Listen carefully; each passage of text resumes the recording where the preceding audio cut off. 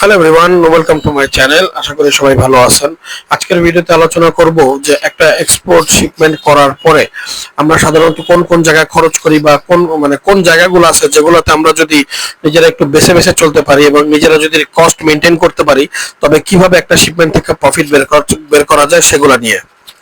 আমরা সবাই জানি যে export business profitable business, export business ভালো দামি business, export business posh business. But এই এক্সপোর্ট বিজনেসও মানুষকে দেউলিয়া করতে পারে, এক্সপোর্ট বিজনেসও মানুষকে টাকা শূন্য করতে পারে যদি শিপমেন্ট যখন আমরা করি, যদি শিপমেন্ট গুলো পরিপূর্ণ হিসাব না থাকে, যদি শিপমেন্ট করার পরে আমার কাছে লাভ লসের হিসাব না থাকে, বায়ার কর্তৃক যে পেমেন্ট দেওয়ার পরে যদি আমি পরিপূর্ণ হিসাব না করতে পারি, তবে এই প্রত্যেকটা শিপমেন্ট আমাকে গর্তে নিয়ে যাবে, প্রত্যেকটা শিপমেন্ট আমাকে দেউলিয়ার দিকে নিয়ে যাবে। আর আমি যদি শিপমেন্ট করার পর বা শিপমেন্ট করার সময় প্রকৃত কস্ট মেনটেন গুলো করতে পারি, কিভাবে কি করতে হয়, প্রত্যেক মালের লাইনে কিভাবে কস্ট মেনটেন করতে হয়, ইউটিলিটি লাইনে কিভাবে কস্ট মেনটেন করতে হয়, বিয়ার ভাড়ার লাইনে কিভাবে করতে হয়, এগুলো যদি আমি জিনিসগুলো খেয়াল রাখি, তবে এই জিনিসগুলো থেকে আমরা পর্যাপ্ত পরিমাণে কস্ট সেভ করতে পারবো এবং ভালো একটা অ্যামাউন্ট আশা করা যায় প্রফিট করতে পারবো।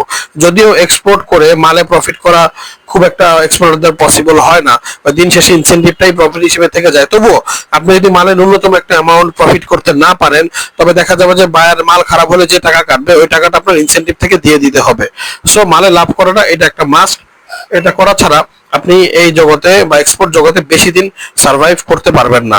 ইট will be a tough for any exporter who are not making profit in shipments. এবং আপনি যদি শিপমেন্টে প্রফিট না করেন, তবে আপনাকে মূলধনের বা ক্যাশ টাকা খরচ করে করে করে আপনাকে শিপমেন্ট গুলো রানিং রাখতে হবে, যেটা পরবর্তীতে এক সময় ক্যাশ কমে যাওয়ার বা ক্যাশ নাই হয়ে যাওয়ারও কারণ হয়ে দাঁড়াইতে পারে। সো বেসিক্যালি আমরা জানি যে আমরা যারা এক্সপোর্ট করি, আমরা জানি যে বাংলাদেশ থেকে বিপুল পরিমাণে ফ্রুটস, ভেজিটেবলস, বেটার লিভস বিদেশে এক্সপোর্ট হয় এবং এর মধ্যে পান সবচেয়ে বেশি এক্সপোর্ট হয় সৌদি আরবে, অন্য কোনো জায়গায় এক্সপোর্ট হয় না। এবং জর্ডানে হয় আর কুয়েতে সম্ভবত হয়, অন্য কোথাও হয় না। আর ফ্রুটস এন্ড ভেজিটেবলস এক্সপোর্ট হয় সাধারণত ইসে, যে কি বলে, দুবাইতে, কুয়েতে, ওমানে, কাতারে, এই সমস্ত জায়গায় ফ্রুটস এন্ড ভেজিটেবলস এক্সপোর্ট হয়। মিডল ইস্টের সব জায়গায়, ইউরোপের অনেক দেশ আছে, মিডল ইস্টের সমস্ত দেশগুলো আছে যেগুলা এক্সপোর্ট হয়। ইউরোপের অনেক দেশ আছে যেখানে ফ্রুটস এন্ড ভেজিটেবলস এর কোনো একটা ইউরোপের অনেক দেশ আছে, সরি চ্যাট করতেছিলাম, ইউরোপের অনেক দেশ আছে, পর্তুগাল হাবিজাবি অনেক দেশ আছে। যাই হোক, এনিওয়েজ মেইন হইতেছে আমরা এক্সপোর্টের জন্য সাধারণত যখন আমরা বিল করি, আমরা সাধারণত তিনটা সেক্টরে বিল করি। অ্যাট ফার্স্ট হচ্ছে প্রোডাক্ট প্রাইস। আপনি সাপোজ আপনার শিপমেন্টে 10টা প্রোডাক্টের অর্ডার আছে, এই 10টা প্রোডাক্টের অর্ডারে আমরা সাধারণত এই 10টা প্রোডাক্টের একটা জায়গায় আনি এবং প্রোডাক্ট লিস্ট বানাই, এবং শিপমেন্ট যাওয়ার পরে 10টা প্রোডাক্টের মনে করেন সম্মিলিত প্রাইস হচ্ছে 2 লাখ টাকা। এটা আমরা তালিকাতে এন্ট্রি দেই যে আমার মনে করেন পেয়ারা 200 কেজি কিনতে হয়েছে 20,000 টাকায়, কাঁকরোল 400 কেজি কিনতে হয়েছে 40,000 টাকায়। এগুলো ওভারঅল করে মনে করেন প্রোডাক্টের দাম 2 লাখ টাকা খরচ হলো। এখন আমরা ইউটিলিটিতে আসি, ধরেন 2,000 কেজি মাল গেছে, 2,000 বা 3,000 কেজি মাল গেছে। এখন আমরা ইউটিলিটিতে অনেকগুলো চ্যাপ্টার থাকে, বাস্কেট থেকে শুরু করে, ককশিট থেকে শুরু করে, প্যাকিং বিল, গাড়ি ভাড়া, ইউটিলিটি চার্জ, তারপর মনে করেন যে সিএনএফ বিল, এয়ারলাইন্সে কার্গো শিপিং এর জন্য যে ইকুইপমেন্ট চার্জ থাকে, গাড়ি ভাড়া থাকে, শ্যাম্পুরে পিসি ফাইটোস্যানিটারি সার্টিফিকেটের খরচ থাকে, তারপর হইতেছে মালের যে ওয়েট নিবে ওলোডারদের খরচ থাকে, তারপর আপনার প্যাকারদের টাকা দিতে হবে, গোডাউন ভাড়া দিতে হবে। অনেক ক্ষেত্রে মোস্ট অফ দ্য টাইম অনেক এক্সপোর্টাররা এটা মিস করে যায়, অনেকে মিস করে যায়, সেটা হচ্ছে যে তাদের যে ম্যানেজার্স আছে, যেমন এখন গোডাউন ম্যানেজার আছে, কমার্শিয়াল ম্যানেজার আছে, কোয়ালিটি কন্ট্রোল আছে, এদের টাকাটা অনেক সময় খরচও ঢুকায় না অনেকে, কিন্তু আমি সবসময় আমার শিপমেন্টে ইউটিলিটির মধ্যে এদের খরচগুলো ঢুকায় দেই। প্রত্যেকটা ম্যানেজার যে দুইজন আছে বা যারা কোয়ালিটি কন্ট্রোলিং আছে, এদের যে মান্থলি আমি একটা স্যালারি দেই, ওটা আমার শিপমেন্ট থেকেই তুলে নিয়ে আসি।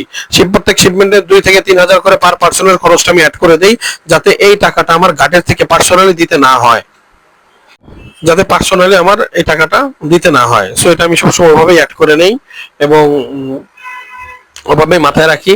আর সেকেন্ড হইতেছে আপনার সিএনএফ ইউটিলিটির মধ্যে গাড়ি ভাড়া বা ওভারঅল অনেক কিছু আছে, নাস্তা, চা নাস্তা খাওয়ানো। ওভারঅল আপনি একটা শিপমেন্ট করতে গিয়ে আপনি যদি একটা চলতে ফিরতে যদি একটা বিস্কুটও খান সেটাও ইউটিলিটি কস্টের মধ্যে ঢুকাই দিবেন, এটাই নিয়ম। কারণ আপনি ব্যবসা করতে গিয়ে খরচ করতেছেন, ওই খরচটা আপনি নিজে কেন করবেন, এটা ব্যবসার মধ্যে থেকে আসবে। তারপর হচ্ছে বিমান ভাড়া। বিমান ভাড়া হইতেছে একটা ইস্যু যে আমরা তিনটা পার্ট করি, যেটা বললাম প্রোডাক্ট প্রাইস, ইউটিলিটি, দেন বিমান ভাড়া আমরা আলাদা সেক্টরে রাখি। আপনার যত টাকায় বিমান ভাড়া হোক সেটা আমরা আলাদা করে লিপিবদ্ধ করে রাখি। সো এই তিনটা জায়গা হইতেছে মোস্ট ইম্পর্টেন্ট জায়গা, এবং এই তিনটা জায়গা থেকে আমাদেরকে প্রফিট বের করে নিতে হয়। মনে করেন আপনি 2 লাখ টাকার মালামাল কিনলেন, এই 2 লাখ টাকার মালামাল কিনতে মনে করেন আপনি ক্যাশ টাকায় কিনছেন। যখন আপনি কোনো প্রোডাক্ট ক্যাশ টাকায় কিনবেন বা যখন আপনি কোনো প্রোডাক্ট নিজে গিয়ে কিনবেন, ওই ক্ষেত্রে অনেক সুযোগ থাকে এটা দামাদামি করে মাল কমানোর। মনে করেন যে আপনার প্রোডাক্টের ব্যাপারী বিল আসছে 2 লাখ টাকা, আপনি আগে থেকে আপনার রেটটা ফিক্সড করে নেবেন। যদি আগে থেকে আপনি রেট ফিক্স না করেন, তো যখন আপনি ব্যাপারীকে বিল দিবেন তার সাথে বসে নেগোসিয়েশন করে মাল করার পরে গিয়ে আপনি বিল দিবেন, তখন নেগোসিয়েশন করবেন। বাট নিয়ম হইতেছে আগে থেকেই করা। আগে থেকে না করলে ব্যাপারী আপনাকে বিল বাড়ায় ধরবে, তখন আপনি কিছু করতে পারবেন না। আর আগে থেকে যদি না করেন, আরেকটা সুযোগ আছে, সেটা হচ্ছে যখন শিপমেন্ট করবেন,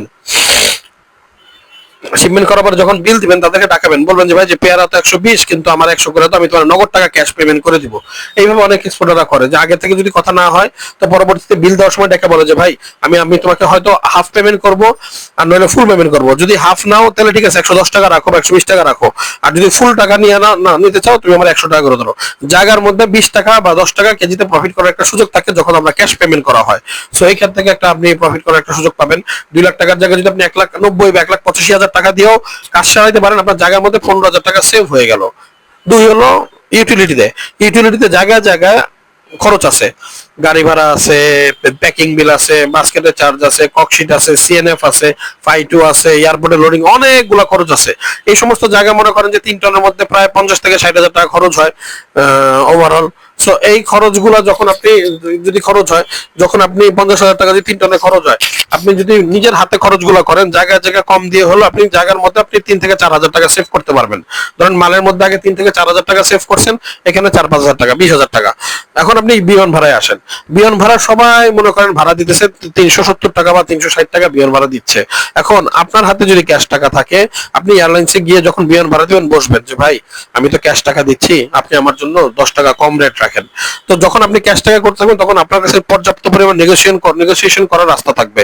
করতে করতে যখন আপনি ভাড়া 300 ধরেন, 5 টাকা কমলো 355, বাট বাইরের তো 360 টাকা ধরে আপনি সমস্ত কিছুতে রেট দিয়ে দিচ্ছেন। এখানে 5 টাকা যখন কমবে, 3,000 কেজি গুণ 5, 15,000। সো মালে 10-15,000, ইউটিলিতে 5,000, এয়ারলাইন্সে 15,000, 30,000 টাকা জায়গায় আপনি সেভ হয়ে গেল। এই 30,000 টাকা আপনার এই শিপমেন্টের লাভ। মাস শেষে আপনি যদি এভাবে যদি 8টা শিপমেন্ট করেন, 2,40,000 টাকাও যদি লাভ হয়, বাট আপনার বায়ার মাল খারাপ বাবদ আপনার যদি 1.5 লাখ টাকাও কাটে, 2 লাখ টাকা কাটে, তাও 40,000 টাকা আপনার সেফ জোনে থাকতেছে এবং ইনসেন্টিভটা আলাদা থাকতেছে। সো এটা হইতেছে বলার উদ্দেশ্য ছিল যে 3টা জায়গা থাকে শিপমেন্ট করার। এই 3টা জায়গায় যদি আমরা একটু সেভ করে চলতে পারি, কস্ট মেনটেন করে চলতে পারি, নিজের হাতে খরচ করতে পারি, তবে প্রফিট করার অনেক জায়গা থাকে। সো এবং এই যে আসলে যে এই যে এতগুলো টাকা প্রফিট হয়ে যায় মাস শেষে, ব্যাপারটা কখনোই এরকম না। বায়াররা আমাদের টাকা কাটবেই, এটা যেহেতু পেরিশেবল আইটেম, আমাদের কিছু না কিছু খারাপ হয়, বায়াররাও মাসে 2-1 লাখ টাকা এমনিও কাটবে। তো বায়াররা যতই কাটে, আমাদের এই টাকা দিয়ে আমরা বায়ারের ওই কাটাকাটিরা আমরা সমান সমান করতে পারবো। তো ওই ক্ষেত্রে আমাদের ইনসেনটিভ যেটা, সেটা থাকা আমাদের হাতে থেকে যাবে। আর যদি আমরা যদি এভাবে যদি মালের কস্ট সেভ না করে যদি লাভ না করতে পারি, তো বায়ার যে টাকা কাটবো এটা আমাদের ইনসেনটিভ থেকে দিয়ে দিতে হবে। সো এই জিনিসগুলো খেয়াল করলে আশা করি আমাদের এক্সপোর্ট করা আরো সহজ হবে। Thank you for watching my video.